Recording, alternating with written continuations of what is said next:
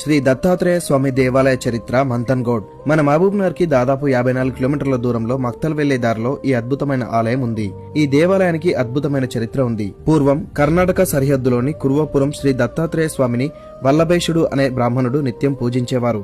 అతను వ్యాపారం చేసుకుంటూ తనకు మంచి లాభం కలిగితే కుర్వాపురంలో 1000 మందికి అన్నదానం చేస్తానని మొక్కుకున్నాడు. అయితే ఆయనకు వ్యాపారంలో మంచి లాభాలు వచ్చాయి. దాంతో కొంత ధనం మూటగట్టుకుని కుర్వాపురం ప్రయాణం ప్రారంభించాడు.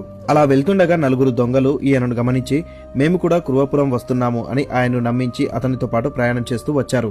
అలా వెళ్తూ ఉండగా ప్రస్తుతం మంథన్గోడ్ అనే ప్రాంతానికి చేరుకోగానే చీకటి పడింది అని అందరూ నిద్రపోయారు. వెంటనే అతనితో వచ్చిన దొంగలలో 3 ఆయన శిరస్సును ఖండించి ధనం మూట ఎత్తుకెళ్లబోయారు. అయితే చనిపోయే చివరి క్షణంలో వల్లభేషుడు శ్రీ దత్తాత్రేయ స్వామిని ప్రార్థించాడు.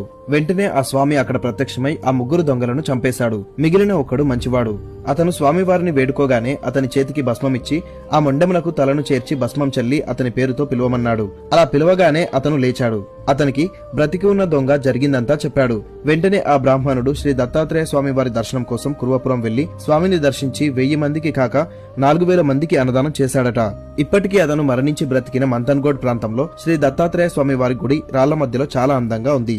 ఇంత మంచి ప్రదేశం గురించి మనకు కామెంట్ చేసి చెప్పిన మన ఫాలోవర్ శ్రీనివాస్ చారి గారికి ప్రత్యేకంగా థ్యాంక్స్. ఇలా మీకు దగ్గరలో కూడా ఇలాంటి ప్లేసెస్ ఉంటే కామెంట్ చేసి చెప్పండి. ఖచ్చితంగా ఆ ప్లేస్ గురించి వీడియో చేస్తాం.